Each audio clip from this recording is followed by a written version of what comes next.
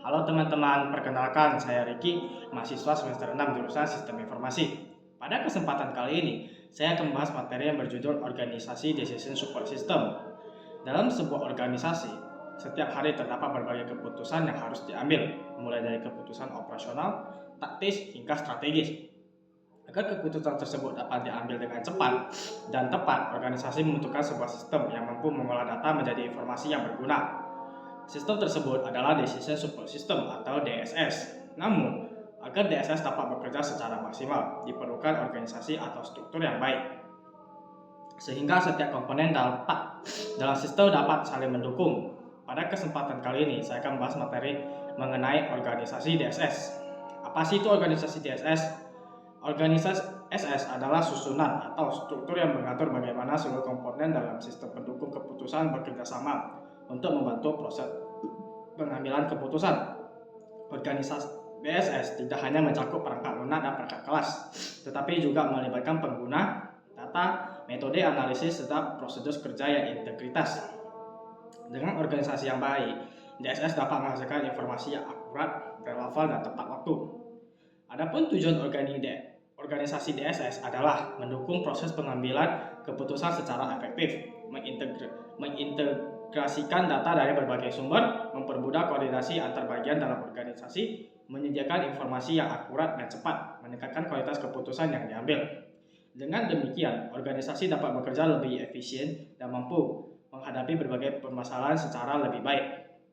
Komponen organisasi DSS terdiri dari beberapa komponen utama, yaitu pengguna atau user. Pengguna merupakan pihak yang menggunakan DSS untuk memperoleh informasi dan mengambil keputusan.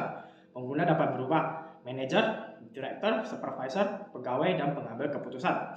Mereka menggunakan hasil analisa dari DSS sebagai dasar dalam menentukan keputusan.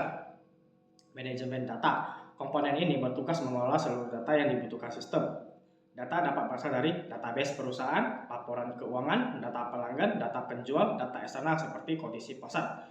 Manajemen data memastikan bahwa data yang digunakan akurat, lengkap, dan selalu diperbarui.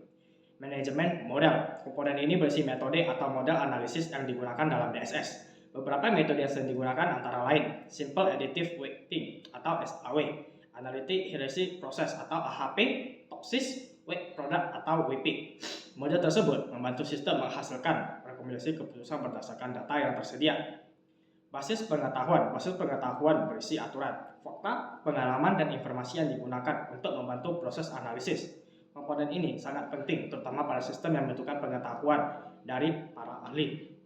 Antarmuka pengguna atau user interface menggunakan media yang menghubungkan pengguna dengan sistem. Melalui antarmuka ini, pengguna dapat memasukkan data, menjalankan proses analisis, melihat hasil perhitungan, mencetak laporan. Antarmuka yang sederhana dan mudah digunakan untuk meningkatkan efektivitas pengguna DSS. Struktur organisasi DSS. Dalam sebuah organisasi DSS biasanya digunakan pada 3 tingkatan manajemen. Tingkatan operasional digunakan untuk membantu aktivitas sehari-hari. Contohnya pengolahan stok barang, jadwal kerja karyawan, pengolahan transaksi. Kedua, tingkat manajemen menengah digunakan untuk membantu perencanaan dan pengadilan. Contohnya evaluasi kinerja, analisis penjualan, penyusutan anggaran. Yang ketiga, tingkat manajemen puncak digunakan untuk mendukung keputusan strategis. Contohnya ekspansi bisnis, investasi, pembukaan cabang baru. Dengan demikian, DSS dapat dimanfaatkan oleh seluruh tingkat organisasi sesuai kebutuhan masing-masing. Manfaat organisasi DSS. Penerapan organisasi memberikan berbagai manfaat, antara lain mempercepat proses pengambilan keputusan, meningkatkan kualitas informasi, mengurangi risiko kesalahan, mempermudah koordinasi antar bagian, meningkatkan efisiensi kerja, mendukung keputusan lebih objektif karena berdasarkan data. Tantangan organisasi DSS. Walaupun memiliki banyak manfaat, organisasi DSS juga menghadapi beberapa tantangan seperti data yang belum terintegrasi, kualitas data yang kurang baik, biaya pembangunan dan pemeliharaan sistem, kurangnya kemampuan pengguna dalam mengoperasikan DSS, perubahan kebutuhan organisasi yang terus berkembang.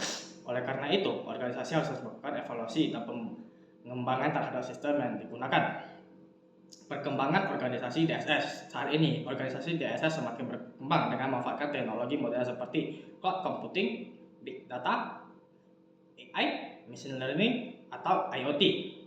Dengan teknologi tersebut, DSS mampu memberikan analisis yang lebih cepat, akurat dan mendukung pengambilan keputusan secara real time. Sebagai kesimpulan, organisasi decision support system merupakan pengaturan seluruh komponen yang mendukung proses pengambilan keputusan dalam satu organisasi. Komponen seperti pengguna, manajemen data, manajemen model, basis pengetahuan dan antar muka pengguna harus bekerja secara terintegrasi agar DSS dapat menghasilkan informasi yang akurat dan bermanfaat.